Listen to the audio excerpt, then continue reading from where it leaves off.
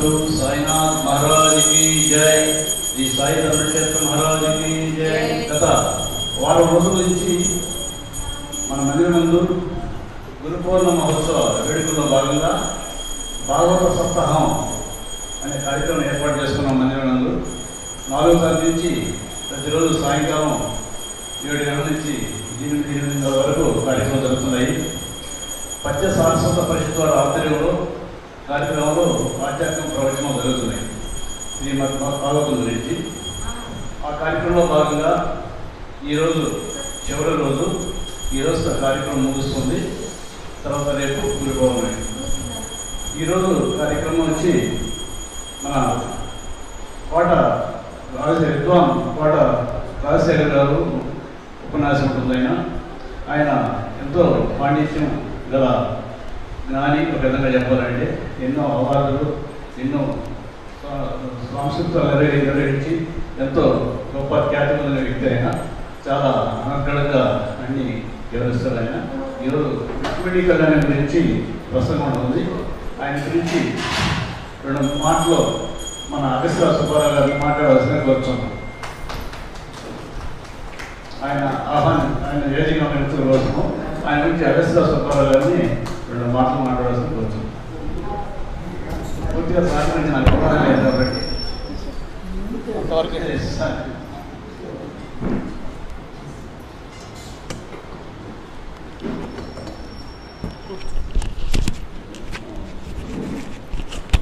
భక్తులందరికీ నమస్కారం.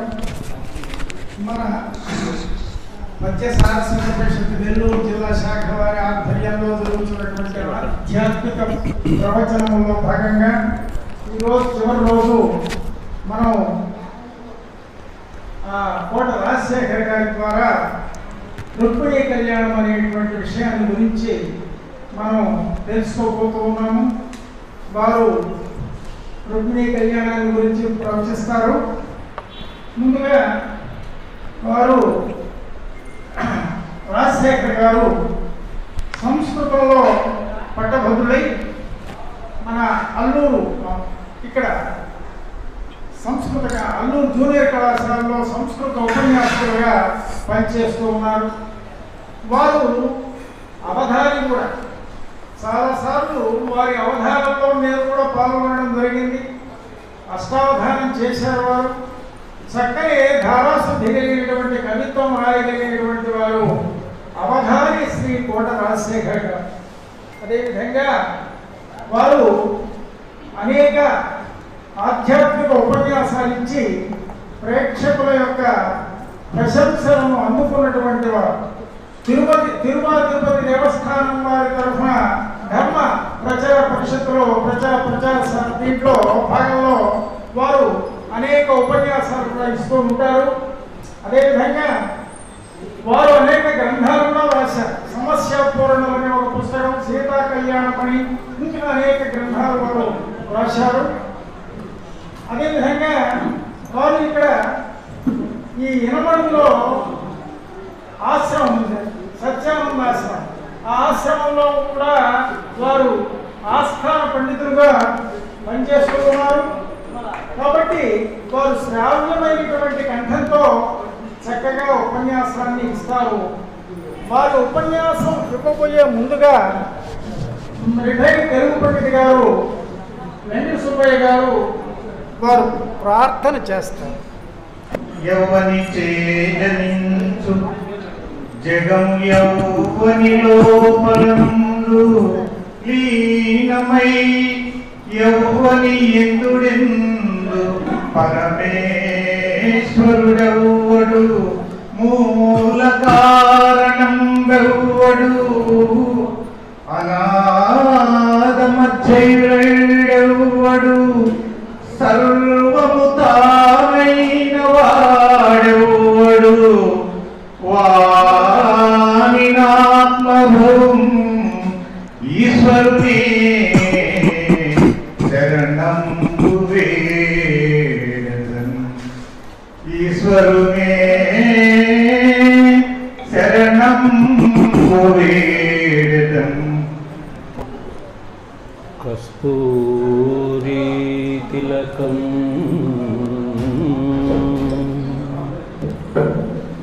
లలాటఫలకే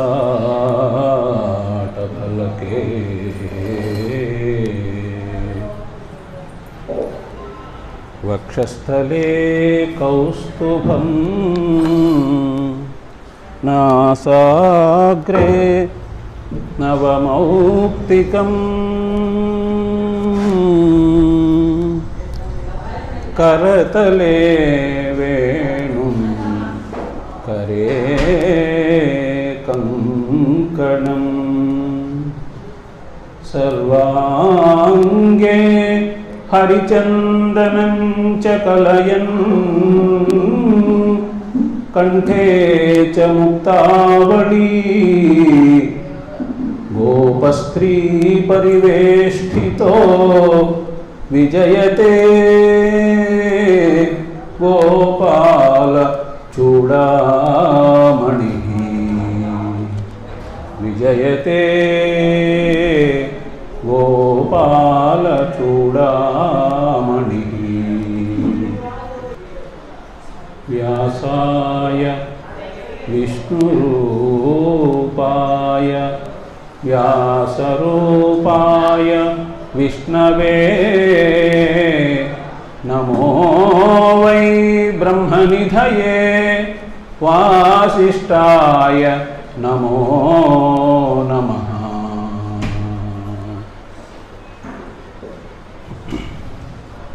గురుర్బ్రహ్మా గురుర్విష్ణుః గురుర్దేవో మహేశ్వరః గురు సాక్షాత్ పరం బ్రహ్మ తస్మై శ్రీ గురవే నమః.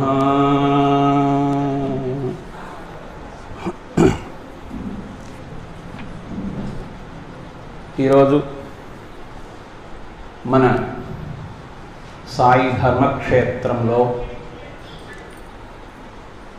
గురు పూర్ణిమ మహోత్సవాల సందర్భంగా చివరి రోజుగా భాగవత సప్తాహంలో రుక్మిణీ కళ్యాణం అనేటువంటి ఘట్టాన్ని యథాశక్తి నేను వివరించేటువంటి ప్రయత్నం చేస్తూ ఉన్నాను. ముఖ్యంగా ఈ వేదిక మీద ఇంతవరకు ఎంతోమంది పండితులు, మా గురువరులైనటువంటి సూరం శ్రీనివాసులు గారు,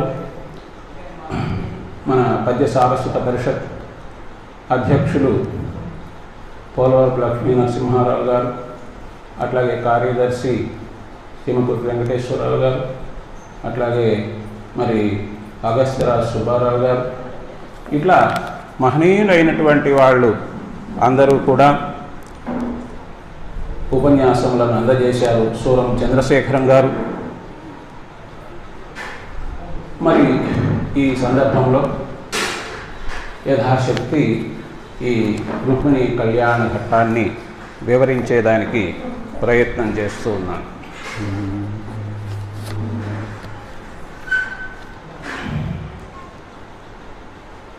ఈ గురు పూజోత్సవం సందర్భంగా మనము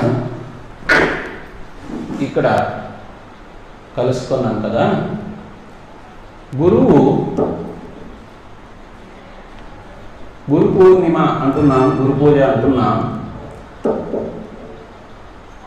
ఆషాఢ మాసంలో ఈ పూర్ణిమను గురు పూర్ణిమగా మనం వ్యవహరిస్తూ ఉన్నాం.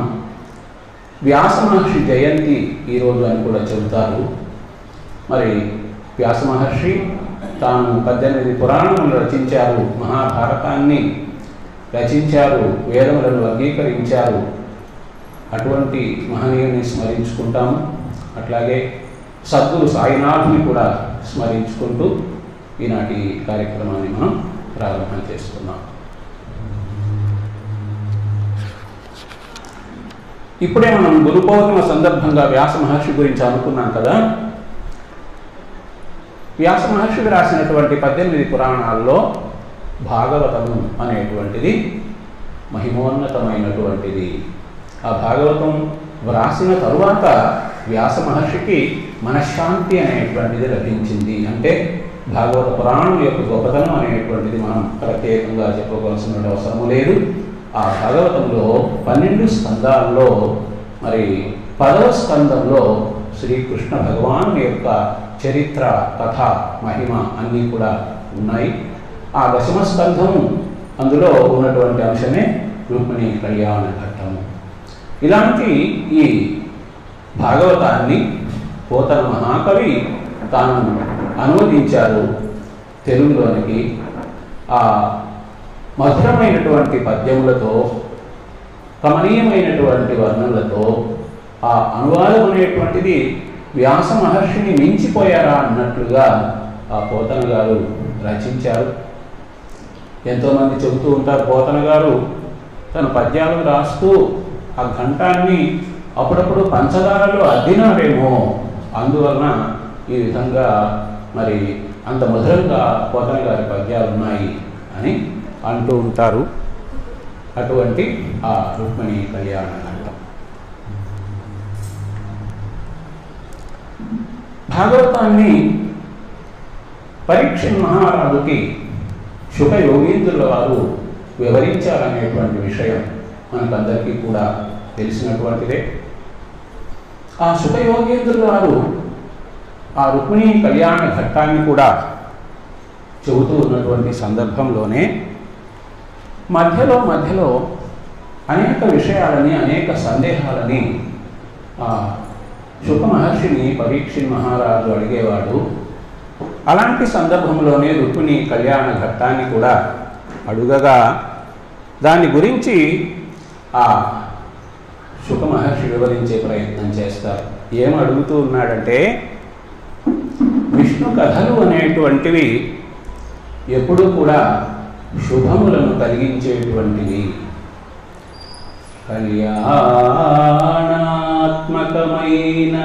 విష్ణు కథలు ఆకర్ణించుచున్ ముక్త వైకల్యుండెవ్వడు తృప్తుడవును, అవి వినంగా క్రొత్తలోచుండు.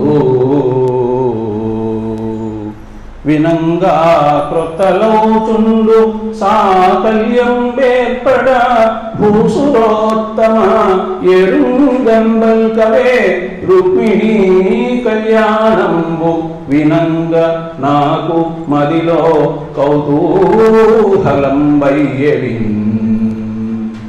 ఎంతో కుతూహలంగా ఉందయ్యా, రుక్మిణీ కళ్యాణం అనేటువంటి కథ నేను వినాలి అనుకుంటూ ఉన్నాను. విష్ణు కథలు ఎలాంటివి అంటే ఎన్నిసార్లు విన్నా, ఎంతగా విన్నా ఎవరికైనా సరే ఇక చాలు అని తృప్తిని కలిగించేటువంటివి కానే కాదు. అటువంటివి ఇంకా కూడా కళ్యాణాత్మకమైన విష్ణు కథలు అందరికీ కూడా కళ్యాణం కలిగిస్తాయి, శుభాన్ని కలిగిస్తాయి, లోక కళ్యాణాన్ని చేకూరుస్తాయి అని ఆ విధంగా ఆ రుక్మిణీ కళ్యాణ కథ వినాలి అంటూ ఇంకా కూడా ఏమంటాడంటే, ఈ విష్ణు కథలు అనేటువంటివి భూషణములు చెవులకు. మనం అనుకుంటాము చెవికి ఈ కుండలములు, కమ్మలు మొదలైనటువంటివి ఆభరణాలని. కానీ చెవికి నిజమైనటువంటి ఆభరణం ఏది అంటే విష్ణు కథలను మనం వింటూ ఉన్నట్లయితే అప్పుడే ఆ చెవికి నిజమైనటువంటి ఆభరణము అని పెద్దలందరూ కూడా చక్కగా చెబుతూ ఉన్నారు. మరి శ్రోత్రం శృతేనైవ న కుండలేనా. శ్రోత్రం అనేది కుండలం చేత కాదు, శృతులు చక్కగా పెద్దలు చెప్పినటువంటి విషయాన్ని వినడం ద్వారా చెవికి నిజమైనటువంటి అలంకారము అనేటువంటిది చెప్పారు. కాబట్టి ఈ విష్ణు కథలు ఇటువంటివి అంటే బుధతోషణములు. బుధులు అంటే పండితులు, వాళ్ళకి ఎప్పుడూ కూడా ఆనందాన్ని చేకూర్చేటువంటివి. అంత మాత్రమేనా అనేక జన్మ దురితౌజ వినిశోషణములు. ఎన్నో జన్మల నుండి కూడా మనం చేసినటువంటి దోషములు ఏవైనా ఉంటే ఆ దోషములు, పాపములు వాటన్నిటినీ కూడా తొలగింపగలిగినటువంటివి విష్ణు కథలు. మంగళతర ఘోషణములు మంగళకరమైనటువంటి శబ్దములుగా మన చెవులకు ఆనందాన్ని కలిగించేటువంటివి అటువంటి విష్ణు కథలను వినాలి అని ఆ పరీక్ష మహారాజు శుక యోగేంద్రుల వారిని ప్రార్థిస్తూ ఉన్నాడు. అలాగే మరి పరీక్షిత్తు ఏమి కోరినా కూడా వివరించేదానికి సిద్ధంగా ఉన్నాడు కదా. ఆ శుక యోగేంద్రుల వారు రుక్మిణీ కళ్యాణ కథను ప్రారంభం చేస్తూ చక్కగా శ్రద్ధగా వినవయ్యా. విదర్భ అనేటువంటి ఒక దేశం ఉండేటువంటిది. ప్రస్తుతము నాగపూర్ అనేదే విదర్భ అని చెబుతారు. ఆ విదర్భ అనేటువంటి దేశానికి కుండిన అనేటువంటి పురము రాజధానిగా ఉండినటువంటిది. కుండినపురమును రాజధానిగా చేసుకుని విదర్భ అనేటువంటి దేశాన్ని భీష్మకుడు అనేటువంటి ఒక మహారాజు చక్కగా పరిపాలిస్తూ ఉండేటువంటి వాడు. అలాంటి ఆ విధంగా పరిపాలన చేస్తూ ఉంటే ఆయనకు 5 మంది కుమారులు. ఆ 5 మంది కుమారుల తరువాత ఒక అమ్మాయి కలిగింది. 5 మంది కుమారుల పేర్లు కూడా రుక్మి, రుక్మరథ, రుక్మబాహు, రుక్మకేశ, రుక్మమాలి ఇలాగా ఉంటే ఆ తరువాత రుక్మిణి అనేటువంటి పేరుతో ఆ అమ్మాయి కలిగింది. వీళ్ళందరికీ కూడా రుక్మ అంటే బంగారము, తేజస్సు అనేటువంటి అర్థం ఒకటి ఉన్నది. మొత్తం మీద రుక్మిణి అంటే ఆ లక్ష్మీదేవి యొక్క అంశ అనేటువంటిది మనకందరికీ తెలిసినటువంటిదే. రామచంద్రస్వామిగా విష్ణు భగవానుడు అవతరించినప్పుడు అక్కడ సీతాదేవిగా మహాలక్ష్మి అవతరించింది. అట్లాగే కృష్ణ పరమాత్మగా విష్ణువు అవతరించినప్పుడు రుక్మిణీదేవిగా మహాలక్ష్మి అవతరించింది. రాఘవత్వే భవేత్ సీతా రుక్మిణీ కృష్ణ జన్మని అన్యేషు చావతారేషు ఏషా విష్ణోః అనపాయిని విష్ణోరేషానపాయిని. ఎప్పుడూ కూడా ఏ అవతారంలో కూడా ఆమె ఆ భగవంతుడు ఈ విధంగా అవతరించిన సందర్భంలో తోడుగా నీడగా ఆమె కూడా ఉండేటువంటిది. ఆ విధంగా ఆ రుక్మిణి లక్ష్మియే రుక్మిణిగా అవతరించింది. అయితే ఈ రుక్మిణి బాల చక్కగా అవతరించిన తరువాత మనకు పాడ్యమిలో చంద్రుని యొక్క కళ అలా కనిపిస్తూ ఉంటుంది. కొద్దిగా దినదిన ప్రవర్ధమానం అవుతూ ఉంటుంది. ఆ కళ పౌర్ణమికి నిండుగా తయారవుతుంది కదా 16 కళలతో. అట్లాగా రుక్మిణీ బాల కూడా దినదిన ప్రవర్ధమానగా అలా పెరిగి పెద్దది అవుతూ ఉంటే ఆ రాజు కూడా భీష్మకుడు ఎంతో సంతోషిస్తూ ఉన్నాడు. ఆ తూర్పు దిక్కు ఏ విధంగా ప్రకాశిస్తుందో ఆ విధంగా భీష్మకుని యొక్క గృహం ఏదైతే ఉందో ఆ గృహము కూడా చక్కగా ఈ లక్ష్మీదేవి యొక్క కళతో ఉన్నటువంటి రుక్మిణీ బాల పెరిగి పెద్దదవుతూ ఉంటే ఆ గృహం కూడా ఎంతో కాంతివంతంగా ప్రకాశిస్తూ ఉన్నదన్నమాట. మరి అమ్మాయిలు ఆ విధంగా పెద్దవాళ్ళు అవుతూ ఉంటే ఆటలాడుకుంటూ ఉంటారు. బాల్యంలో రుక్మిణి రాజకుమారి అయినప్పటికీ కూడా చక్కగా తాను కూడా ఆ విధంగానే అందరూ అమ్మాయిలలాగానే ఆటలాడుకుంటూ గుజ్జన గూళ్ళు అని చిన్న చిన్న పాత్రలు మట్టి పాత్రలతో పెట్టుకొని వంటలు వండి అందరికీ వడ్డిస్తూ ఉంటారు. గుజ్జన గూళ్ళు అని. అట్లాగా ఆ గుజ్జన గూళ్ళు ఆడేటువంటి వంట చేసేటువంటిది అందరికి పెట్టేటువంటిది. బొమ్మల కొలువులు కూడా చక్కగా ఏర్పాటు చేసేటువంటిది.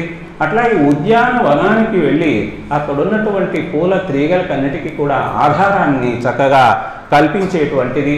బంగారు ఊయలలో రాజకుమారి కదా, బంగారు ఊయలలో చక్కగా హాయిగా ఆనందంగా ఊయలు లూడేటువంటిది, బంతులాటలు ఆడేటువంటిది, చిలుకలకు పాటలు పదములు అన్నీ కూడా నేర్పించేటువంటిది, నెమళ్ళకు కూడా నాట్యం నేర్పించేటువంటిది. ఆ విధంగా కాలక్షేపం చేస్తూ ఉండగా ఆమె పెరిగి యుక్త వయస్సును కూడా పొందేటువంటి ఆ స్థితికి చేరుకున్నది. అయితే ఈమె ఎప్పుడూ కూడా రాజుగారి దగ్గర, తండ్రి గారి దగ్గరే ఉంటూ తండ్రి గారి దగ్గరికి ఎంతోమంది అతిథులు కానీ ఇతర రాజ్యముల నుండి కానీ ఎంతోమంది పండితులు, సాధువులు, భాగవతులు వస్తూ ఉంటే వాళ్ళందరి ద్వారా కృష్ణుని యొక్క గుణాలను చక్కగా విన్నదట. అంటే కృష్ణుడు బాల్యం నుండి కూడా అనేక మహిమలను ప్రదర్శిస్తూ దుష్ట శిక్షణ చేస్తూ అందరి చేత కొనియాడబడుతూ ఉండినాడు కదా. ఆ వార్తలు అన్ని చోట్ల అందరూ చెప్పుకుంటూ ఉన్నారు కాబట్టి ఈ భీష్మక మహారాజు దగ్గరకు కూడా ఎంతోమంది సాధువులు, పండితులు, ఇతరులు అందరూ కూడా వచ్చినప్పుడు ఆ కృష్ణుని యొక్క గొప్పతనాన్ని గురించి చెప్పేటువంటి వారు. భీష్మక మహారాజు కూడా ఒక భగవతోత్తముడు కాబట్టి ఆయన దగ్గరకు వచ్చినప్పుడు భగవంతుని విషయములనే వాళ్ళందరూ ప్రస్తావన చేసేటువంటి వాళ్ళు కాబట్టి ఆ విషయాలు చెప్పేటప్పుడు కృష్ణుని గొప్పతనాన్ని గురించి చెప్పేటువంటి సందర్భంలో ప్రక్కనే ఉన్నటువంటి ఈ రుక్మిణి బాల కూడా కృష్ణుని గుణములన్నీ వింటూ, ఆహా ఇన్ని గుణములు కలవాడా, ఇంత గొప్పవాడా, ఇంత మహిమ కలవాడా, అయితే నేను కృష్ణుణ్ణే భర్తగా వరిస్తాను అనేటువంటి ఒక నిర్ణయానికి ఆమె వచ్చింది. తన తండ్రి గేహమునకున్ చనుదెంచుచునున్న అతిథి జనుల వలన కృష్ణుని రూప బల గుణాదులు విని కృష్ణుడు తనకు తగిన విభుడని తలచెన్. కృష్ణ భగవాన్ యొక్క రూపము గురించి విన్నది, ఆయన యొక్క బలము గురించి విన్నది, గుణముల గురించి విన్నది, పరాక్రమం గురించి విన్నది, మహిమను గురించి విన్నది. ఇక్కడ ఈ విధంగా రుక్మిణీ బాల కృష్ణుని యొక్క గుణములన్నీ విని తాను ఏ విధంగా కృష్ణుని వరించాలని కోరుకుంటూ ఉన్నదో అలాగే కృష్ణుని దగ్గర కూడా రుక్మిణి గురించి ఎంతోమంది చెబుతూ ఉంటే, భీష్మక మహారాజు ఉన్నాడు, ఆయనకు కుమార్తె ఉన్నది, ఆమె ఇలా ఉన్నది అని చెబుతూ ఉంటే కృష్ణుడు కూడా మనసులో సంతోషపడుతూ ఉన్నాడు ఆ రుక్మిణీ బాల గురించి. ఆలలన రూపు బుద్ధియు శీలము లక్షణము గుణము చింతించి తగన్ పాలారత్నము తనకు ఇల్లాలుగా చేకొందునంచో హరియుంతల చెన్. అంటే ఇక్కడ కృష్ణుడు కూడా రుక్మిణీదేవి యొక్క రూపాన్ని గురించి, ఆమె యొక్క బుద్ధి సంపదను గురించి, ఆమె యొక్క నడవడికను గురించి, ఆమె లక్షణములను గురించి, ఆమె గుణములను గురించి చక్కగా విన్నటువంటి వాడై, ఆలోచించినటువంటి వాడై, నాకు తగినటువంటి ఇల్లాలు రుక్మిణీ బాల అనేటువంటి నిర్ణయానికి వచ్చాడు. ఇలా ఉంటే ఆ సమయంలో మరి రుక్మిణి యుక్త వయస్కురాలైంది కాబట్టి ఆ యుక్త వయస్కురాలైన సమయంలో తండ్రి వివాహం చేయాలనుకుంటూ ఉన్నాడు కాబట్టి, అయితే కృష్ణుని మీదనే ఉంది ఎంతోమందికి, రుక్మిణీదేవి యొక్క బంధువులందరికీ కూడా రుక్మిణిని కృష్ణునికిచ్చి వివాహం చేయాలి అనేటువంటి ఆలోచనే ఉన్నది. అయితే ఈ సందర్భంలో ఐదుగురు అన్నలు ఉన్నారు కదా, అన్నల్లో పెద్దవాడు రుక్మి అనేటువంటి వాడు. ఆ రుక్మి అనేటువంటి వాడు తాను తనకు ఇష్టుడైనటువంటి శిశుపాలుడు అనేటువంటి వానికి అమ్మాయినిచ్చి వివాహం చేయాలని అంటూ ఉంటే ఆ పెద్ద కుమారుని మాటను ఎవరూ కూడా ఎదిరించేదానికి సాహసం అనేటువంటిది చేయలేకపోయారు. తండ్రి అయినటువంటి భీష్మకుడు కూడా ఏమీ చేయలేకపోయారన్నమాట. కాబట్టి అప్పుడు బంధువులెల్ల కృష్ణునకు బాలిక నిచ్చెదమంచు, రుక్మిణీదేవి బంధువులందరూ కూడా కృష్ణునికే ఇవ్వాలి అమ్మాయిని అనేటువంటి ఆలోచన చేస్తూ ఉంటే ఆ రుక్మి మాత్రము అలా కాకుండా శిశుపాలునికి ఇవ్వాలని అనుకున్నాడు. ఇలా అనుకున్నటువంటి సమయంలో ఆమె ఏం చేసింది అంటే, రుక్మిణీదేవి కదండి, రుక్మిణీదేవి అంటే లక్ష్మీదేవి. ఆ లక్ష్మీదేవి మరి మహావిష్ణువునే కోరుకుంటుంది కాబట్టి అన్న యొక్క ఆలోచన తెలుసుకున్నటువంటిది అయి, లోపల ఎంతగానో బాధపడినటువంటిది అయి, ఒక బ్రాహ్మణోత్తముని దగ్గరకు పిలిచినటువంటిది అయి, ఆ బ్రాహ్మణోత్తమునితో ఏమన్నదంటే, అయ్యా, నా మనసులోని మాట మీకు చెబుతూ ఉన్నాను. ఏమిటంటే, నేను శ్రీకృష్ణ పరమాత్మను వరించాలి అనుకుంటూ ఉన్నాను. మరి ఈ విషయాన్ని మీరు ఆ కృష్ణ పరమాత్మకు తెలియచేయాలి అంటూ తాను ఒక లేఖ కూడా వ్రాసి, మా తండ్రి గారు ఉన్నారు కానీ మా అన్నయ్య మాట ఎదిరించలేకుండా ఉన్నారు, కాబట్టి ఈ లేఖను నీవు తీసుకొని వెళ్ళి కృష్ణ పరమాత్మకు ఇయ్యవయ్యా అంటే, ఆ బ్రాహ్మణోత్తముడు అగ్నిద్యోతనుడు అంటారు. ఆ అగ్నిద్యోతనుడు ఆ లేఖను తీసుకొని ఈమెను చక్కగా ఆశీర్వదించినటువంటి వాడై, అలాగా ఆ ద్వారకా కృష్ణుడు ఉన్నటువంటి ద్వారకా నగరానికి వెళ్ళినటువంటి వాడై అక్కడ ద్వారపాలకుడికి విషయాన్ని తెలియజేస్తే, ఆ ద్వారపాలకుడు కృష్ణ పరమాత్మకు విషయం చెబితే, మరి విషయం తెలుసుకున్నటువంటి కృష్ణుడు మరి లోనికి వెళ్ళాడు, కృష్ణ పరమాత్మను చూచాడు. అయితే కృష్ణుడు ఎటువంటి వాడంటే, మరి బ్రాహ్మణోత్తములను చాలా చక్కగా గౌరవించేటువంటి మహానుభావుడు, భూసురుడు అనేటువంటి పదాన్ని చక్కగా తెలుసుకున్నటువంటి వాడు కాబట్టి చక్కగా ఆయన ఈ అగ్నిద్యోతనుని స్వాగతం పలికాడు, దగ్గరకు తీసుకున్నాడు. తాను లేచి ఆయన్ని కూర్చుండబెట్టాడు, ఉచితాసనంలో కూర్చుండబెట్టాడు. చక్కగా ఆయనకు సేవలన్నీ చేశాడు. ఎంతో దూరం నుంచి వచ్చాడు కాబట్టి తగినటువంటి ఆహార పదార్థములను, ఫలములను అన్నిటినీ కూడా ఇచ్చాడు. ఇచ్చిన తరువాత అంటే దేవతలు తనకు ఏ విధంగా సేవ చేస్తారో ఆ విధంగా సేవ చేశాడు కృష్ణుడు ఆ అగ్నిద్యోతనుడు అనేటువంటి బ్రాహ్మణోత్తమునికి. అంటే అతిథి సేవ అనేటువంటిది ఇలా చేయాలి అని తాను అందరికీ కూడా తెలియజెప్పేందుకోసమా అన్నట్లుగా కూడా ఆ విధంగా సేవ చేసిన తరువాత ఆ బ్రాహ్మణోత్తముడు కృష్ణుణ్ణి చక్కగా ఆశీర్వాదం చేశాడు. శీఘ్రమేవ కళ్యాణ ప్రాప్తిరస్తు అని కృష్ణ పరమాత్మను ఆశీర్వాదం చేసి, ఆ తరువాత ఇక్కడ కృష్ణ పరమాత్మ ప్రత్యేకంగా కొన్ని మాటలు ఆ బ్రాహ్మణోత్తమును అడుగుతాడు. ఎక్కడి నుంచి వచ్చావయ్యా, మరి ఎట్లాగా ఇంత దూరం ఎలా వచ్చావు అని ఇవన్నీ కూడా అడిగిన తరువాత, బ్రాహ్మణులు అన్న ఎంతో గౌరవం నాకు. ఎందుకంటే ఆ విప్రోత్తములు ఎవరైనా సరే దొరికిన దానితో సంతృప్తి చెందుతూ ఉంటారు, నిత్య సంతుష్టులుగా ఉంటారు. ఎవరైతే సంతోషంగా ఉంటారో వారే గొప్పవారు. ఇది చాలదు అంటూ మరి ఈ వెంపర్లాడేటువంటి వాళ్ళు ఎవరైతే ఉంటారో, తృప్తి అనేటువంటిది లేకుండా ఉంటారో, అలాంటి వాళ్ళు గొప్పవాళ్ళు కానే కాదు. తృప్తి లేనటువంటి వాడు దేవేంద్రుడైనా సరే గొప్పవాడు కానే కాడు. తృప్తి ఉన్నట్లయితే వాని దగ్గర ధనం లేకపోయినా ప్రశాంతంగా హాయిగా ఆనందంగా నిద్రపోతాడు అటువంటి వ్యక్తి. కాబట్టి ఆ సంతృప్తి అనేటువంటిది కలిగినటువంటి వాడే మహనీయుడు. అటువంటి ఆ సంతృప్తి అనేటువంటిది మీ దగ్గర ఉంది కాబట్టి ఆ సంతృప్తితో జీవించేటువంటి మీకు నేను నమస్కారాలు చేస్తూ ఉన్నాను అని చెప్పి, ఆ తరువాత మీ ప్రయాణానికి కారణం ఏమిటి, ఇక్కడికి ఏ పని మీద వచ్చారు, ఆ పని పూర్తి అయ్యింది అనుకొని ఆ విషయాన్ని నాకు తెలియజేయండి అని అంటూ ఉంటే, అగ్నిద్యోతనుడు పరమానంద భరితుడైనటువంటి వాడై, కృష్ణయ్య నేను చెప్పేటువంటి మాట వినవయ్యా, విదర్భ దేశములో భీష్ముడు అనేటువంటి రాజునకు కుమార్తె ఉన్నది రుక్మిణి.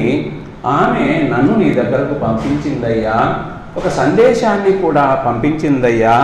ఆ సందేశాన్ని ఇప్పుడు నీకు వినిపిస్తూ ఉన్నాను, శ్రద్ధగా వినవయ్యా అంటూ ఆ సందేశం వినిపిస్తున్నాడు. మనము ప్రత్యేకంగా ఇక్కడ రుక్మిణీదేవి చెప్పేటువంటి ఈ ప్రేమ లేఖలో సందేశంలో ఉండేటువంటి భావాన్ని పరిశీలించినట్లయితే, ఒక భక్తుడు భగవంతుని ఏ విధంగా ప్రార్థించాలి, ఏ విధంగా సేవించాలి, మన యొక్క శరీర అవయవములు భగవంతుని సేవకు ఏ విధంగా ఉపయోగించాలి అనేటువంటి విషయం ప్రస్ఫుటం అవుతుంది. గమనిద్దాం. అంటుంది రుక్మిణీదేవి, ఏ నీ గుణములు కర్ణేంద్రియంబులు శోక దేహతాపంబులు తీరిపో, ఎనీ శుభాకారమీక్షింప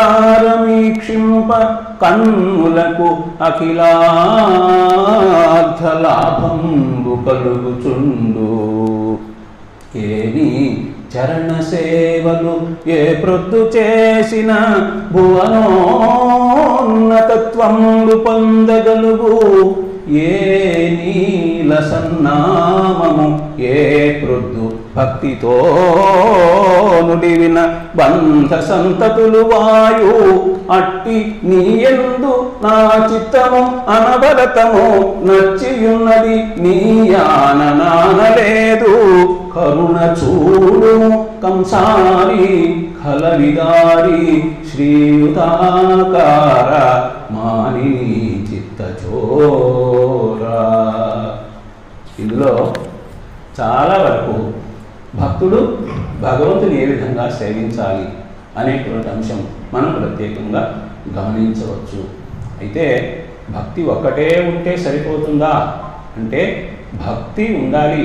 భక్తితో పాటు భగవంతుని మనం ఏ విధంగా భావిస్తున్నామో ఆ విధంగా మనతోటే ఉన్నటువంటి వాళ్ళలో కూడా భగవంతుడు ఉన్నాడు అనేటువంటి భావన కలిగి వాళ్లకు మనము యథాశక్తి కూడా సేవ చేయవలసినటువంటి అవసరం కూడా ఉంది అని ఈ పోతన గారే మనకు చెప్పారు. చేతులారంగ శివుని పూజింపడేని నోరు నువ్వంగ హరికీర్తి నుడువడేని దయయు సత్యంబు లోన తాతలపడేని కలుగనేటికి తల్లుల కడుపు చేటు. నోరారా పరమాత్మను కీర్తించాలి, చేతులారా భగవంతుని సేవ చేయాలి. అలాగే దయా అనేటువంటి గుణం కలిగి ఉండి ప్రతి ఒక్కరూ కూడా తోటి వాళ్లకు సహకరించేటువంటి ప్రయత్నం అనేటువంటిది చేయాలి అనేటువంటి విషయాన్ని కూడా పోతన మహాకవి చెప్పారు. అయితే ఇక్కడ భక్తుడు భగవంతుని ఏ విధంగా సేవించాలి అనేటువంటి విషయము అమ్మవారు చెప్తూ ఉన్నారు. రుక్మిణి అమ్మవారు, అయ్యా కృష్ణ పరమాత్మ, నీ యొక్క గుణగణములను వింటూ ఉంటే శరీరానికి సంబంధించిన తాపములన్నీ కూడా తొలగిపోతాయ్యా.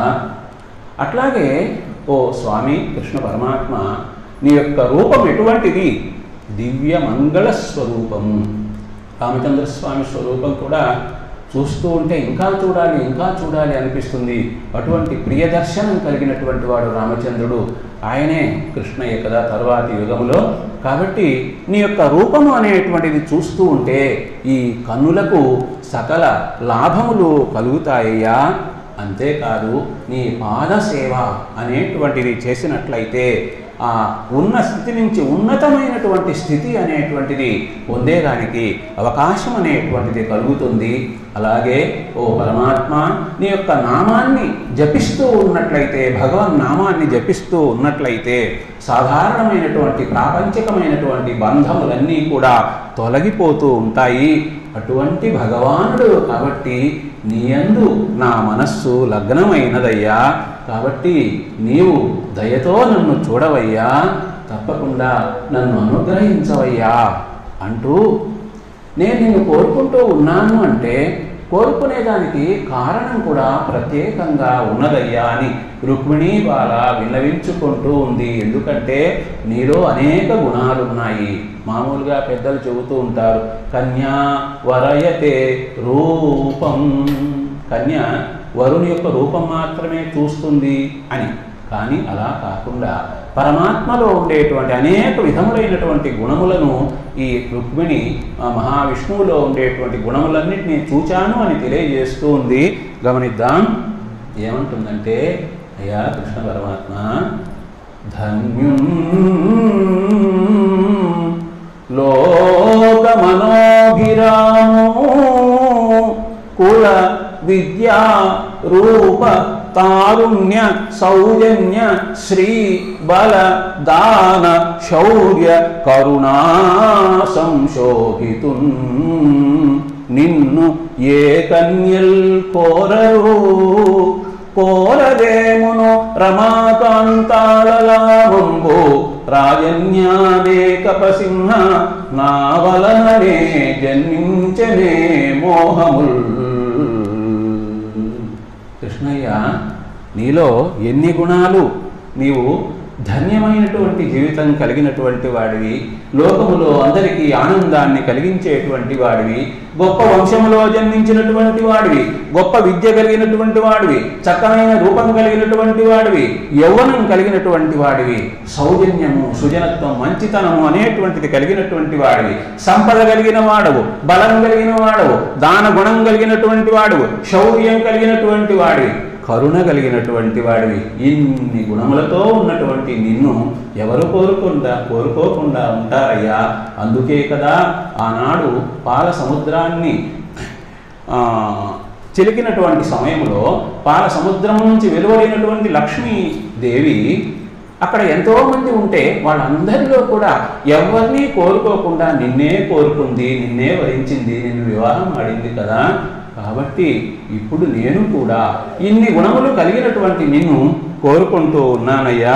కాబట్టి నేనే నిన్ను కోరుకుంటున్నాను అనేటువంటిది మొదటిదేం కాదయ్యా, ఆనాడు లక్ష్మీదేవి కూడా కోరుకున్నది అని చెబుతూ ఇంకా కూడా ఏమంటుందంటే, నేను నిన్ను కోరుకుంటూ ఉంటే నన్ను శిశుపాలుడు వివాహం ఆడాలని కోరుకుంటూ ఉన్నాడు. సింహానికి చెందవలసినటువంటి ఈ ఆస్తిని ఇంకెవరో తీసుకొని వెళితే ఎలా ఉంటుందో అలా ఉంటుంది. కాబట్టి ఆ శిశుపాలుడు నీ యొక్క అద్భుతమైనటువంటి పరాక్రమం గురించి తెలియదు కాబట్టి ఆ విధంగా ఆశిస్తూ ఉన్నాడు అని చెబుతూ ఇంకా కూడా ఏమంటుందంటే, కృష్ణ పరమాత్మ నేను నిన్నే వివాహం ఆడాలి, మరి నిన్ను వివాహం ఆడే అవకాశం లేదు అంటే నేను ఎన్ని జన్మలైనా సరే ఇలాగే ఉండిపోతాను. నిన్ను వివాహం చేసుకునేదానికి వ్రతములు చేస్తాను, దేవతలను పూజిస్తాను, గురువులను పూజిస్తాను, ఇంతవరకు అదే చేస్తూ ఉన్నాను. ఈ చేసినా కూడా నీ అనుగ్రహం కానీ లభించకపోయినట్లయితే మరి నేను ఇలాగే ఉండిపోతాననే మాట కూడా చెబుతూ ఉంది.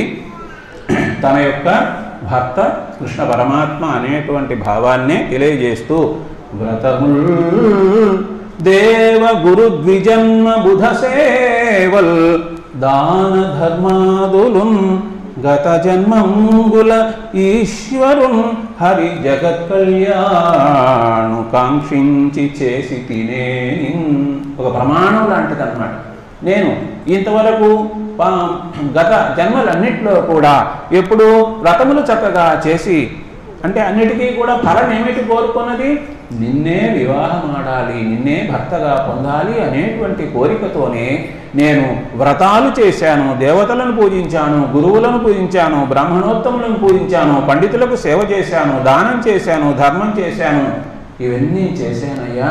మరి తప్పకుండా నీవు నాకు భర్తవు కావాలి అని నేను కోరుకుంటూ ఉన్నాను అని చెబుతూ ఇక్కడ కృష్ణ పరమాత్మకు ప్రత్యేకంగా ఒక సూచన కూడా రుక్మిణీ బాల చెబుతూ ఉంది. ఏమిటి అంటే, నీవు రేపే బయలుదేరి కుండినపురానికి విచ్చేసి ఎవరైతే నన్ను తీసుకుని వెళ్ళాలని శిశుపాలుడు అనుకుంటూ ఉన్నాడు, శిశుపాలుని పక్షాన ఎంతోమంది జరాసంధుడు మొదలైనటువంటి వాళ్ళందరూ కూడా ఉన్నారు కదా, అడ్డు వస్తే వాళ్ళందరినీ కూడా జయించినటువంటి వాడవై రాక్షస వివాహమునన్, అంటే వివాహములో 8 రకాలైనటువంటి వివాహముల గురించి చెబుతూ ఉంటారు. బ్రాహ్మము, దైవము, ఆర్షము, ప్రాజాపత్యము, రాక్షసము, ఆసురము, గాంధర్వము, పైశాచికము అని.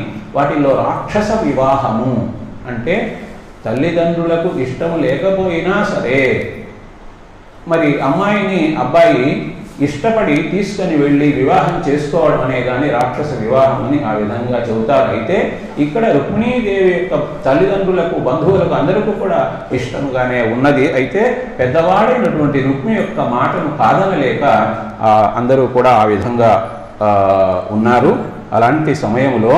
కాబట్టి కృష్ణ పరమాత్మ నీవు రేపు రావయ్యా, తప్పకుండా నన్ను తీసుకొని వెళ్ళవయ్యా.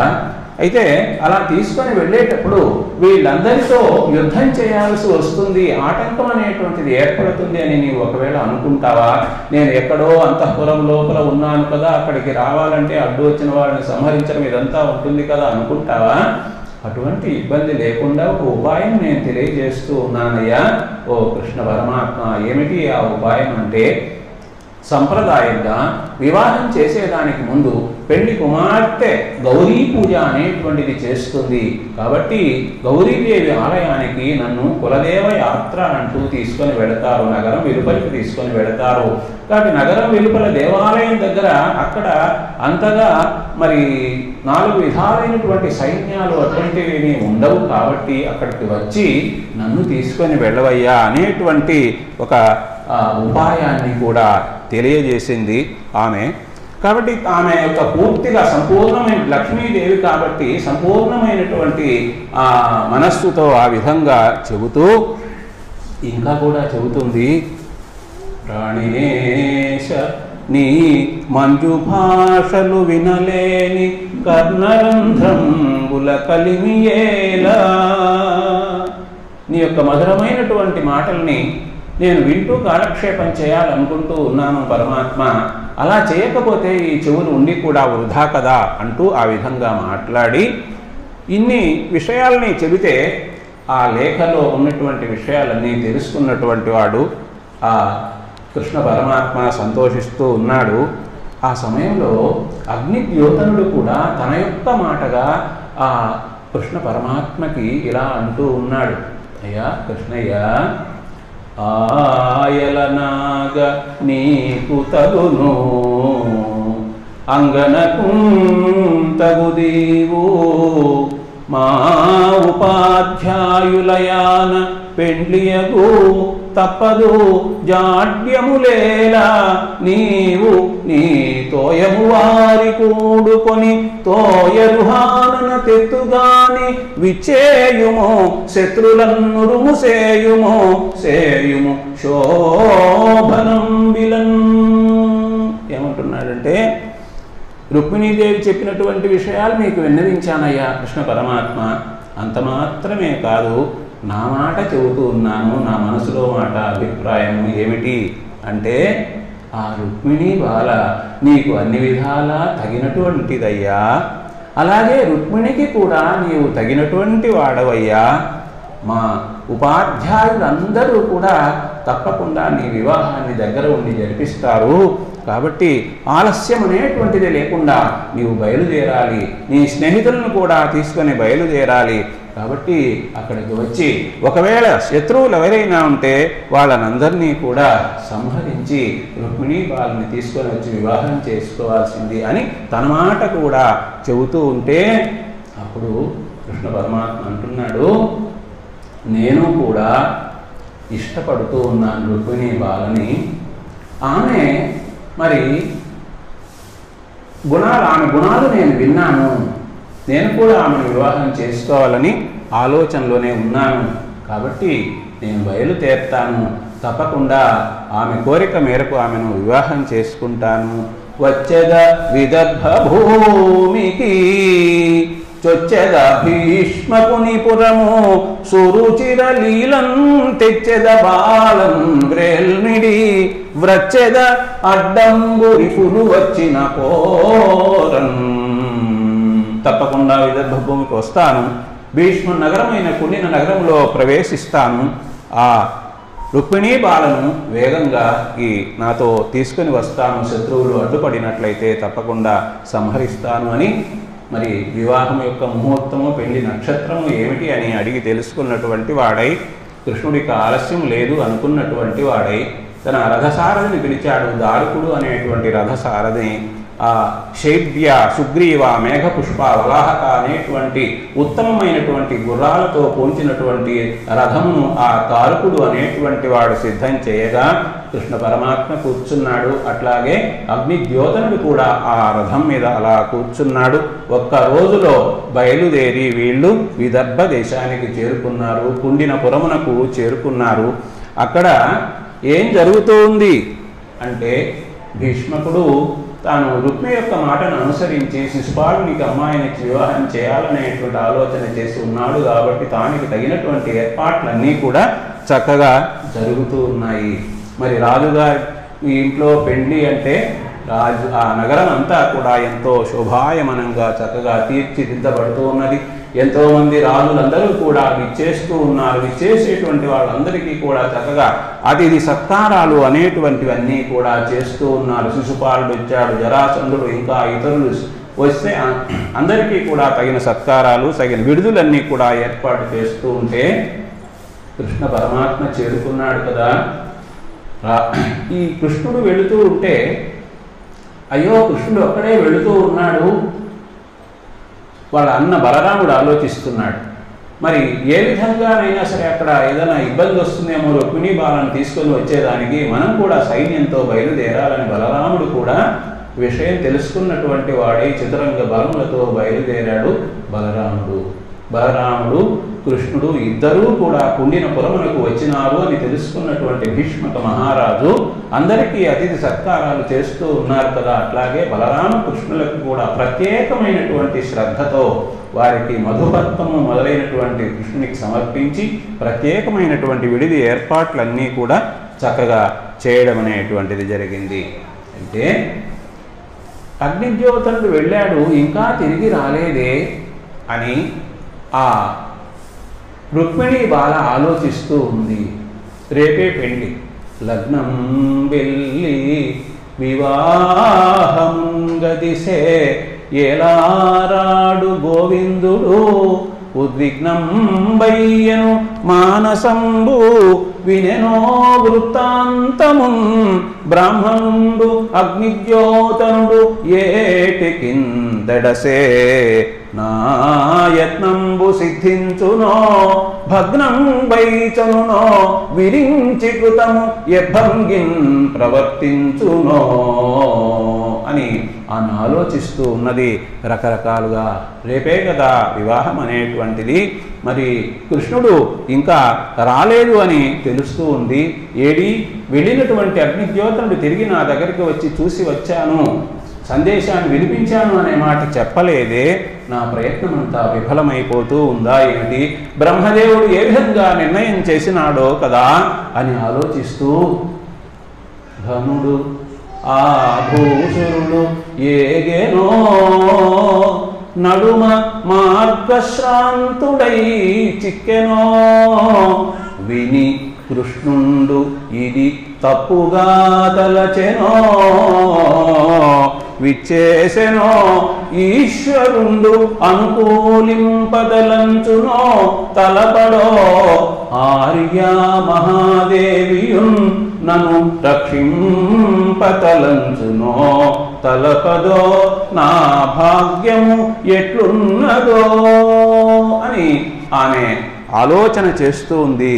వెళ్ళినటువంటి వాడు మార్గంలో ఎక్కడైనా ఆగిపోయినాడా ఏమిటి, ఇదేమిటి ఇంత సాహసం చేసింది రుక్మిణి అని నా మాటలు విన్నటువంటి కృష్ణుడు దీన్ని తప్పుగా ఏమైనా భావించినాడా, భగవంతుడు అనుకూలిస్తాడో లేదో. ఆర్యా మహాదేవి గౌరీదేవి, ఎప్పుడు కూడా ఈమె గౌరీదేవిని నమ్ముకున్నటువంటి ఆమె కాబట్టి ఆ గౌరీదేవి నన్ను రక్షిస్తుందో లేదో, నా కోరిక ఫలిస్తుందో లేదో అని ఆ విధంగా ఆలోచిస్తూనే ఉన్న సమయములో ఎంతగానో బాధపడుతూ ఉన్నది ఆమె. అలాంటి సమయంలో శుభశకునములు అనేటువంటివి ఆమెకు కనిపించాయి. ఎడమవైపు శరీర భాగాలు అదిరినాయి. సీతాదేవి కూడా అశోకవనంలో ఉంటే ఆమె వైరాగ్యంతో ఉన్న సమయంలో ఆమెకు శుభశకునాలు కలిగాయి. ఆ తర్వాత ఆంజనేయ స్వామి మాట్లాడడం అదంతా కూడా జరుగుతుంది. కాబట్టి ఇక్కడ కూడా ఈమెకు ఎడమవైపు కన్ను, ఎడమ భుజము ఇవన్నీ కూడా అదిరి శుభశకునాలు అనేటువంటివి కనిపించాయి. అదే సమయంలో అగ్నిద్యోతనుడు అక్కడికి చేరుకున్నాడు. అగ్నిద్యోతనుడు అంటున్నాడు, అమ్మా రుక్మిణీ బాల, మెచ్చే భగవద్గుణోన్నతికి అమేయ ధనావళునిచ్చే నాకు వచ్చే సుదర్శనాయుధుడు. సుదర్శనాయుధుడు వచ్చాడని చెప్తున్నాడు. సురాసురులెల్ల అడ్డమై వచ్చిననైనా రాక్షస వివాహమునన్ కొనిపోవు నిన్ను నీ సచ్చరితంబు భాగ్యమును సర్వము నేడు ఫలించే కన్యకా నేను విషయం చెబితే నన్ను ఎంతగానో మెచ్చుకున్నాడమ్మా, నాకు అనేక విధములైనటువంటి కానుకలు కూడా ఇచ్చినాడమ్మా. ఆ సుదర్శనాయుధుడు, ఆ పదం చూడండి, అంటే ఇక్కడ యుద్ధం జరుగుతుంది, సుదర్శనాయుధంతో వాళ్ళందరినీ కూడా శిక్షించాలి అనేటువంటి ఉద్దేశ్యం కూడా. సుదర్శనాయుధుడు విచ్చేసినాడు. దేవతలు రాక్షసులు అందరూ ఎదురుగా వచ్చినా సరే అందరినీ కూడా శిక్షించి నీవు చెప్పిన ప్రకారమే నిన్ను తీసుకొని వెళ్తాడమ్మా. ఇంత కూడా జరిగేదానికి కారణం ఏమిటి అంటే నీ యొక్క సచ్చరిత్ర, నీ సచ్చరితంబు భాగ్యము, నీ యొక్క భాగ్యం, నీ యొక్క అదృష్టం అనేటువంటిది పండిదమ్మా, పండింది. కాబట్టి అంటే పరమానందాన్ని పొందినంతవరకు ఏడి ఇంకా రాలేదే ఏమవుతుందో అనే ఆలోచనలో ఉన్నటువంటి ఆమె సంతోషపడింది. అయితే ఆ సంతోషమైనటువంటి వార్త చెప్పినటువంటి అగ్ని ద్యోతనికి తాను ఏమి ఇవ్వగలదు? హనుమంతుడు సీతమ్మను చూచి వచ్చాను అని రామచంద్రస్వామికి చెబితే రామచంద్రుడు ఏమి ఇవ్వగలను ఇంతకంటే అని దగ్గరకు తీసుకొని కౌగిలించుకున్నాడు. అట్లా అక్కడ ఆ విధంగా ఆనందాన్ని కలిగించాడు, కృతజ్ఞత తెలియజేశాడు. ఇక్కడ ఈమె కృతజ్ఞత నమస్కారం చేస్తూ కృతజ్ఞత తెలియజేస్తుంది. ఏమంటుందో చూడండి. జలజాతేక్షను తోడి తెచ్చితివి నా సందేశమున్ చెప్పి నన్నిలువన్ బెట్టితి నీ కృపన్ బ్రతికితిన్ నీ ఎట్టి పుణ్యాత్మకుల్ కలరే దీనికి నీకు ప్రత్యుపకృతిన్ కావింపనేరా అంజలి గావించద భూసురాన్వయమణి సద్బంధు చింతామణి. అయ్యా బ్రహ్మణోత్తమ, నీ ఎంత గొప్పవాడు, ఎవరున్నారయ్యా? నా సందేశం చెప్పి ఆ కృష్ణుని తీసుకొని వచ్చావు కదా, నీ వల్ల నేను జీవించానయ్యా, లేకపోతే ప్రాణములను పోగొట్టుకునేటువంటి దాన్ని. నీ అంత పుణ్యాత్ములైనటువంటి వాళ్ళు ఇంకెవరైనా ఉన్నారా? నీకు దీనికి ప్రత్యుపకారంగా మనస్ఫూర్తిగా తిరగన శుద్ధిగా ఇంక ఏమీ నేను చేయలేను, నమస్కారం చేస్తూ ఉన్నాను, అంజలి ఘటిస్తూ ఉన్నాను అని ఆ విధంగా చెప్పడం అనేటువంటిది జరిగింది. అయితే సంతోషంతో ఉన్న సమయంలోనే మరి నగరానికి కృష్ణ పరమాత్మ వస్తే కృష్ణుని చూచినటువంటి వాళ్ళందరూ కూడా ఎంతగానో ఆనందిస్తూ ఉన్నారు. వాళ్ళకు కూడా మనస్సులో ఏం కలిగిందంటే ఆలోచన, తగును ఈ చక్రికి తగునీ చక్రి విదర్భరాజసుతకున్, మా విదర్భరాజకుమార్తె అయినటువంటి రుక్మిణికి ఈయన తగినటువంటి వాడు.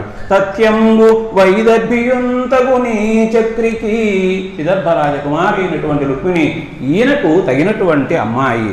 ఇంత మంచిదగునే దాంపత్యము, వీళ్ళిద్దరూ కానీ భార్యాభర్తలైతే ఇంత చక్కనైనటువంటి దాంపత్యము అంటే దంపతులు అనేటువంటి వాళ్ళు ఇంత చక్కనైనటువంటి వాళ్ళని అందరూ కూడా సంతోషపడతారు కదా. కాబట్టి బ్రహ్మదేవుడు వీళ్ళిద్దరినీ కలిపితే బాగుంటుంది, మా పుణ్యం కూడా దారపోస్తాము అని విదర్భ నగరంలో ఆ కుండినపురంలో ఉన్నటువంటి ప్రజలందరూ కూడా ఆ కృష్ణుని చూచి అనుకుంటూ ఉన్నారన్నమాట. సరే, యథావిధంగా ఇంతకుముందు అనుకున్నట్లే రుక్మిణి బాలను గౌరీ పూజ కోసంగా తీసుకొని వెళ్ళడం అనేటువంటిది జరిగింది. ఆ గౌరీదేవి ప్రక్కనే పరమేశ్వరుడు, సతీపతులు ఇరువురు కూడా అక్కడ ఉన్నారు. కాబట్టి అక్కడికి బ్రాహ్మణ పత్నులందరూ కూడా చక్కగా రుక్మిణి బాలను పెండ్లి కుమార్తెగా సిద్ధం చేసినటువంటి వారై ఆ అమ్మవారి దగ్గరికి తీసుకొని వెళ్ళడం జరిగింది. వెళితే ఆమె చక్కగా అమ్మవారిని పూజించింది. అక్కడ ఉన్నటువంటి బ్రాహ్మణ స్త్రీలందరికీ కూడా అనేక విధములైనటువంటి కానుకలు దానములు అన్నీ కూడా ఇచ్చింది.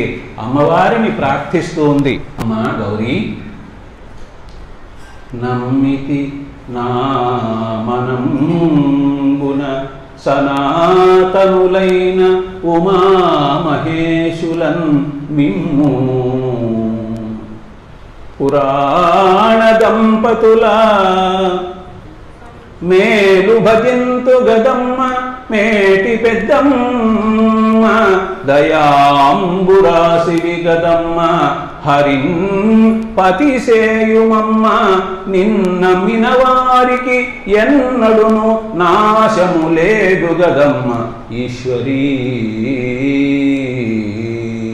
అని అమ్మవారిని ప్రార్థన చేసింది. కాబట్టి ఎవరైనా సరే భగవంతుని నమ్ముకున్నట్లయితే నాశనము అనేటువంటిది లేనే లేదు అంటూ ఆ గౌరీదేవి, ఆ పార్వతీ పరమేశ్వరులు ఇద్దరూ కూడా అక్కడ ఉన్నారు. వాళ్ళు పురాణ దంపతులు, ఎంతో ఆది దంపతులు వాళ్లే, సనాతనులైనటువంటి దంపతులు వాళ్లే. కాబట్టి వాళ్ళ యొక్క ఆశీర్వాదము అనేటువంటిది ఉన్నట్లయితే ఎవరికి కూడా మరి కష్టము అనేటువంటిది ఉండదు, ఇష్టము అనేటువంటిది సిద్ధిస్తుంది అని ఆ విధంగా భావించి ఆ గౌరీ పూజ అనేటువంటిది చేసి అక్కడ ఉన్నటువంటి బ్రాహ్మణ స్త్రీలకన్నిటికీ అన్ని విధములైనటువంటి దానములన్నీ చేస్తే ఆ మంగళకరమైనటువంటి విధంగా ముత్తైదువులందరూ కూడా చక్కగా ఆశీర్వాదం అనేటువంటిది చేశారు ఆ రుక్మిణి బాలకు. అలాంటి ఆ విధంగా ఆశీర్వాదం అందుకున్న తరువాత అక్కడి నుంచి ఆమె అలా వస్తూ ఉంటే అక్కడే ఉండగా మరి ఈ కృష్ణుడు ఆ సమయంలో ఆ ప్రదేశానికి విచ్చేసినటువంటి వాడై అక్కడ అందరూ కూడా చూస్తూ ఉన్నారు. రుక్మిణీదేవి కూడా ఆ చక్కగా కృష్ణ పరమాత్మను చూచింది. కృష్ణుడు రుక్మిణిని కూడా చూడడం అనేటువంటిది జరిగింది. మరి ఎట్లా ఉన్నారు ఆ అమ్మవారు, ఎట్లా ఉంది రుక్మిణీ బాల ఎట్లా ఉంది అంటే అలినీలాలక పూర్ణచంద్రముఖి ఏణాక్షిన్ ప్రవాళాధరన్ కలకంఠిన్ నవపల్లవాంఘ్రియుగళన్ గంధేవ కుంభస్తనిన్ పులినశ్రోణి నిభేంద్రయానను అరుణాంభోజాతహస్తన్ మహోత్పలగంధిన్ మృగరాజమధ్యగని విభ్రాంతాత్ములైరందరున్. గౌరీదేవి మందిరం నుంచి అలాగా వస్తూ ఉంటే ఆ నగరంలో ఉండేటువంటి వాళ్ళు అందరూ కూడా, అంటే అంతఃపురంలో ఉండేటువంటి స్త్రీని వెళ్ళి చూడడం అనేటువంటిది కుదిరే పని కాదు. కాబట్టి అమ్మవారి దగ్గర నుంచి వస్తూ ఉంటే సులభంగా చూడొచ్చు అనేటువంటి ఉద్దేశంతో వాళ్ళందరూ కూడా అక్కడికి విచ్చేసినారు. అలాంటి ఆ సందర్భంలో ఆమె నిండు చందమామ లాంటి ముఖం కలిగి ఉన్నది, జింక కన్నుల వంటి బెదరు కన్నులను కలిగి ఉన్నది, మరి నల్లనైనటువంటి తుమ్మెదల వంటి తల వెండ్రుకలతో ప్రకాశిస్తూ ఉన్నది, మరి మధురమైనటువంటి కంఠస్వరం కలిగినటువంటిది. అటువంటి ఆమెను సన్ననైనటువంటి నడుము కలిగినటువంటిది ఇలాగా చక్కగా వర్ణించారు. అలాంటి రాజకుమారి అయినటువంటి రుక్మిణి బాలను వాళ్ళందరూ చూచారు. అలాంటి సమయంలో రుక్మిణి ఏం చేస్తూ ఉంది అంటే తన కోసం కృష్ణుడు వచ్చాడు కదా, ఎక్కడ ఉన్నాడు కృష్ణుడు అని ఆ కృష్ణుని ఓరకంటితో అలాగా చూస్తూ ఆ ప్రదేశం అంతా కూడా వెతుకుతూ ఉంటే కృష్ణ పరమాత్మ కనిపించాడు. కనియన్ రుక్మిణీ చంద్రమండలముఖున్ కంఠీరవేంద్రావలగ్నో నవాంభోజదలాక్షో చారుతరవక్షున్ మేఘ సంకాశదేహు నగారాతి గజేంద్రహస్తని బాహున్ చక్రీ పీతాంబరున్ ఘనభూషాన్వితు కంబుకంఠో విజయోత్కంఠున్ జగన్మోహనున్. జగన్మోహనమైనటువంటి ఆకారం కలిగినటువంటి ఆ కృష్ణ పరమాత్మను రుక్మిణీదేవి చూచింది.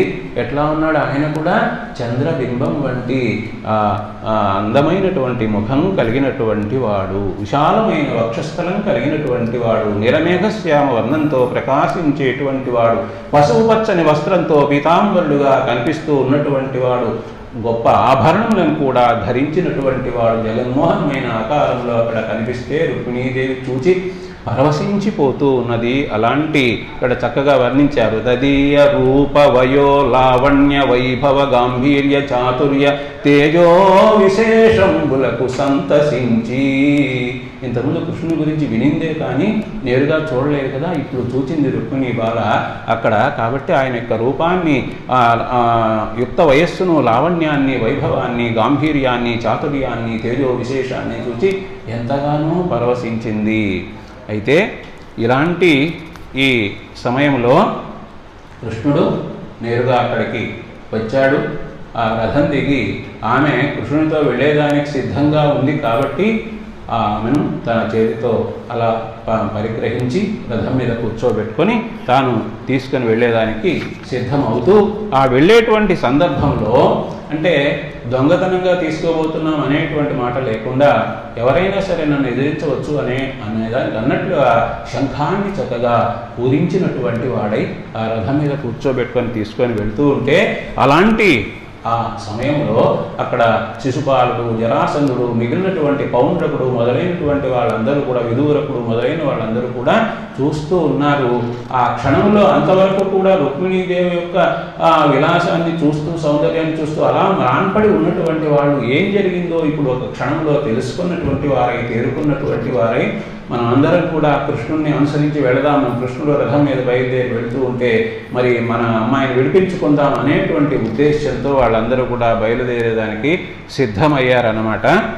అయితే అలా ఎప్పుడైతే ఈ బలాలన్నీ కూడా యుద్ధానికి సిద్ధమై వెంబడించి వస్తూ ఉన్నాయో అప్పుడు రుక్మిణీ బాల చూచింది, కొంత ఆందోళనకు గురి అయింది. ఆందోళనకు గురి అయితే అప్పుడు ఆ కృష్ణ పరమాత్మ చెబుతూ ఉన్నాడు, ఎటువంటి ఆందోళన అనేటువంటిది అవసరం అనేటువంటిది లేదు. నాతోటే మా అన్నయ్య బలరాముడు వచ్చాడు, చతురంగ బలాలు కూడా వచ్చాయి, వాళ్ళు వీళ్ళ సంగతి చూసుకునేదానికి అవకాశం అనేటువంటిది ఉంది అని ఆ విధంగా చెబితే, అలాగే మరి కొంత ఆ బలరాముడు అతనితోటే ఉన్నటువంటి సైన్యం అనేటువంటిది అంతా కూడా యుద్ధం చేయడం జరిగింది.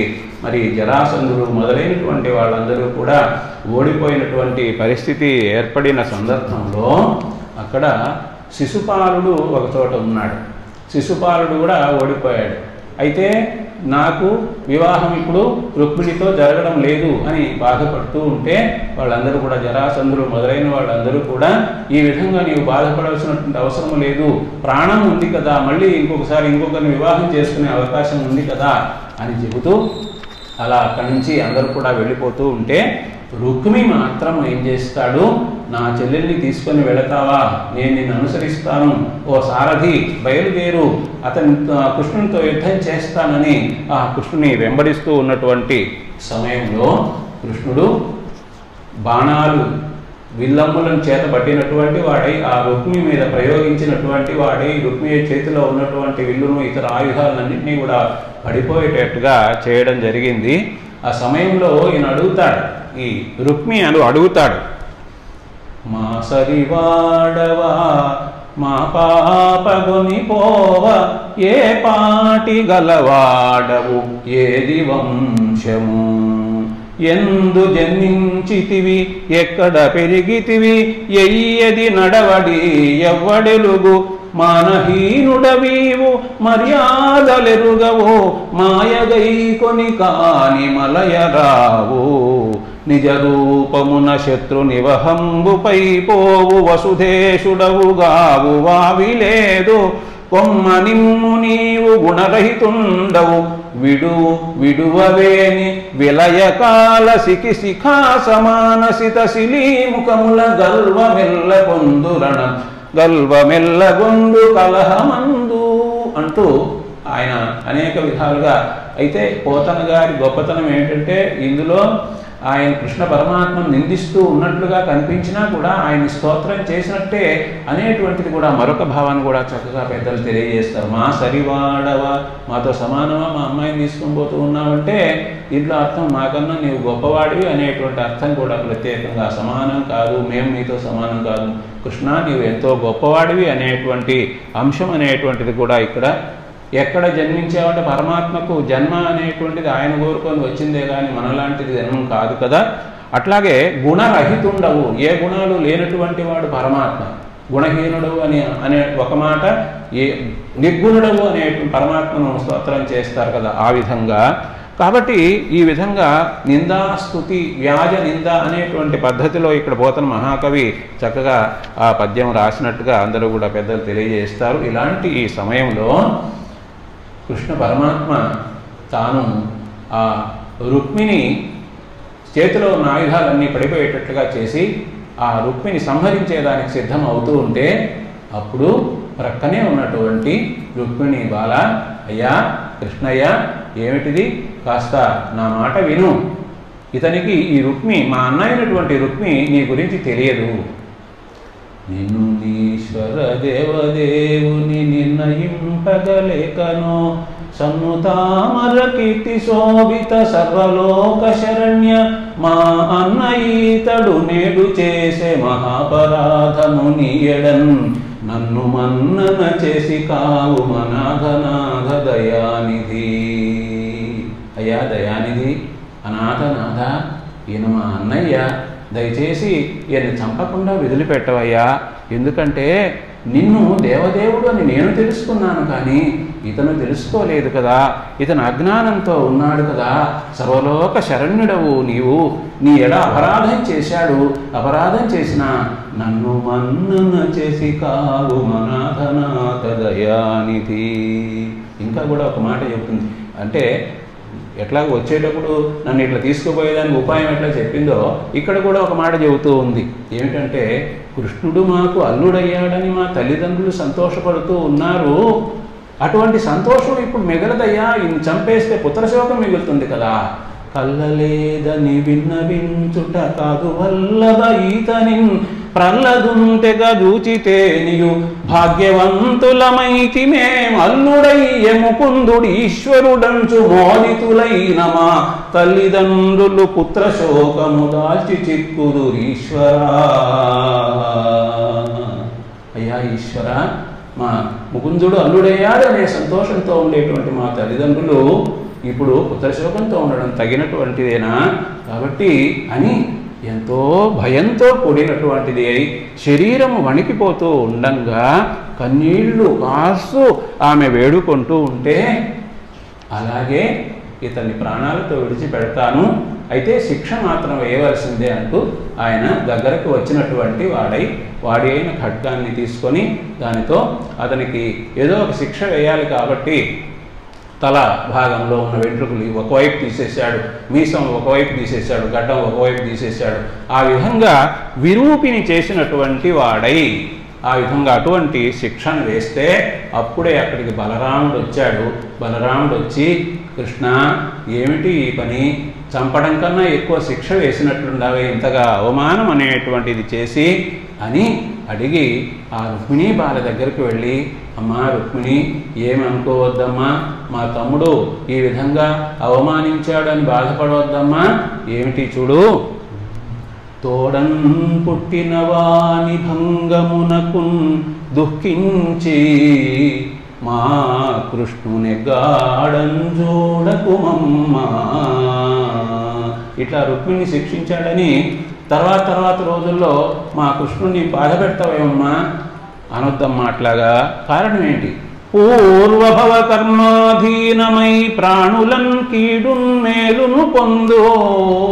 ప్రాణులకు అన్నిటికీ కూడా ఫలితం అనేటువంటిది, కీడు అనేటువంటిది, మేలు అనేటువంటిది వాళ్ళు చేసినటువంటి పనులకు సంబంధించి, కర్మలకు సంబంధించి ఫలితాలు వస్తూ ఉంటాయి. ఆ విధంగా ఇప్పుడు ఈ విధంగా శిక్ష వేసినాడు అంటే మీ అన్న ఇంతకు ముందు చేసినటువంటి చెడు కర్మ ఏదైతే ఉందో దానికి సంబంధించినటువంటి ఫలము అనేటువంటిది అనుభవించినట్లుగా అయిపోతుంది. ఏమంటున్నాడండి చూడండి, పూర్వభవ కర్మాధీనమై ప్రాణులన్ కీడున్ మేలును పొందు లేడొకడు శిక్షింపంగ రక్షింప. రక్షించేదానికి ఇతను చేసుకున్న కర్మయే, శిక్షించేదానికి ఇతను చేసుకున్న కర్మయే కారణం. కాబట్టి ఈ శిక్ష అనేటువంటిది ఈ రుక్మి మీ అన్న చేసుకున్నటువంటి కర్మ యొక్క ఫలము అని నీ తోడంబుట్టు కర్మశేష పరిభూతుండయ్యనేడియడన్. ఇప్పుడు తాను చేసినటువంటి చెడు ఫలితం ఏదైతే ఉందో, చెడు పని ఏదైతే ఉందో దానికి సంబంధించినటువంటి ఫలితాన్ని ఇప్పుడు మీ అన్నయ్య అనుభవించాడమ్మా అనేటువంటి విషయాన్ని తెలియజెప్పి ఇంకా కూడా ఏం చెబుతాడంటే, ఆ బలరాముడు జాగ్రత్తగా ఆలోచించి నువ్వు చక్కగా జ్ఞానం కలిగినటువంటి దానివి, అందువలన అజ్ఞానమగు శోకము అజ్ఞానజమగు శోకము విజ్ఞాన విలోకమున విడువుము, విజ్ఞాన విలోకనమున విడువుము. నీకున్ ప్రజ్ఞావతికింతగునే అజ్ఞానుల భంగి భగవ అంభోజముఖి. ఎంతో జ్ఞానం ఉన్నటువంటి దానివి, ఏది నిత్యము ఏది అనిత్యము అనేటువంటిది చక్కగా తెలిసినటువంటి దాన్ని, ఈ కర్మ ఫలము అనేటువంటిదే ఇది చేసుకున్నటువంటి కర్మ అనేటువంటి దాని ఫలితం అనేటువంటి గ్రహించగలిగినటువంటి దానివి, కాబట్టి నీవు శోకించవద్దు అని చెప్పిన తర్వాత మరి అక్కడి నుంచి అందరూ కూడా బయలుదేరడం జరిగింది. ఆ రుక్మిణీ బాలను తీసుకొని ఆయన చక్కగా ఆ ద్వారకా నగరానికి చేరుకోవడం అనేటువంటిది జరిగింది. అక్కడ అంతకుముందే వివాహం యొక్క ఏర్పాట్లన్నీ చక్కగా జరిగి ఉన్నాయి. అలాంటి ఆ సందర్భంలో శ్రీకృష్ణ పరమాత్మ రుక్మిణీ బాలను గొప్పగా వివాహం చేసుకున్నాడు. ఎలాగంటే ధ్రువకీర్తిన్ హరి పెండియాడే నిజ చేతోహారిణిన్ మానవైభవ గాంభీర్య విహారిణిన్ నిఖిల సంపత్కారిణిన్ సాధు బాంధవ సత్కారిణిన్ పుణ్యచారిణి మహాదారిద్ర్య సంహారిణిన్ సువిభూషాంబరధారిణిన్ సువిభూషాంబరధారిణిన్ గుణవతీ చూడామణిన్ రుక్మిణిన్. రుక్మిణీ బాలను కృష్ణ పరమాత్మ వివాహం చేసుకునే ఎంతో గొప్ప కీర్తి ప్రతిష్టలతో. ఎలాంటిది ఆమె అంటే కృష్ణ పరమాత్మ తన యొక్క మనస్సును, కృష్ణుని యొక్క మనస్సును హరించినటువంటి ఆమె, అట్లాగే గంభీరమైనటువంటి స్వభావం కలిగినటువంటి ఆమె, సంపదలకు నిలయమైనటువంటి ఆమె, సాధు బాంధవ సత్కారిణి, సజ్జనులను సాధువులను చక్కగా సత్కరించేటువంటి ఆమె, పుణ్యచారిణి, పుణ్యాత్మురాలు. అలాగే దారిద్ర్యం ఎక్కడ ఉంటే ఆ దారిద్ర్యం తొలగించేదానికి ప్రయత్నం చేసేటువంటి ఆమె, చక్కగా ఆభరణములన్నీ పెండ్లి కుమార్తెగా ధరించినటువంటి ఆమె, గుణగణములతో ప్రకాశించేటువంటి ఆమె. అలాంటి ఆ రుక్మిణీ బాలను వివాహం చేసుకుంటే అక్కడ ఆ సమయంలో అక్కడికి ఇతరాజులందరూ కూడా, ఆ కేకయ దేశపు రాజులు, కురు దేశపు రాజులు, సృంజయ, యదు దేశం, విదర్భ అంటే రుక్మిణీదేవి యొక్క తల్లిదండ్రులు, భీష్మకుడు మొదలైనటువంటి వాళ్ళందరూ కూడా చక్కగా అక్కడికి వచ్చారు. ఆ వివాహం అనేటువంటిది గొప్పగా జరిగింది. అందరూ కూడా ఎంతో ఆనందంగా సంతోషంగా ఉన్నారు. ఆ ప్రజలు కూడా అంతకుముందు కృష్ణుడు మాత్రమే ఉన్నాడు, ఇప్పుడు మంచి ఉత్తమమైనటువంటి వాళ్ళందరూ కూడా లభిస్తారు. ఆ విధంగా వారి దాంపత్యం అనేటువంటిది చక్కగా సాగుతుంది అని ఈ పెద్దలందరూ కూడా చెప్పినటువంటి విషయము.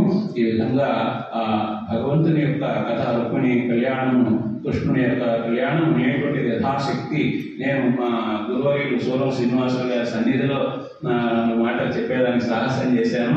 మరి ఈ విధంగా భక్తులందరూ కూడా యథాశక్తి ఈ కృష్ణ పరమాత్మ యొక్క కథలను ఆలకించారు. కాబట్టి అందరికీ కూడా ధన్యవాదాలు, పెద్దలందరికీ కూడా నమస్కారాలు. ఓం నమో సాయినాథాయ. సద్గురు సాయినాథ్ మహారాజుకి జై, శ్రీ సాయి ధర్మక్షేత్ర మహారాజుకి జై. గురు పౌర్ణమి ఉత్సవాల్లో భాగంగా మనం ఈ కార్యక్రమం ఉంటే జనరేషన్కి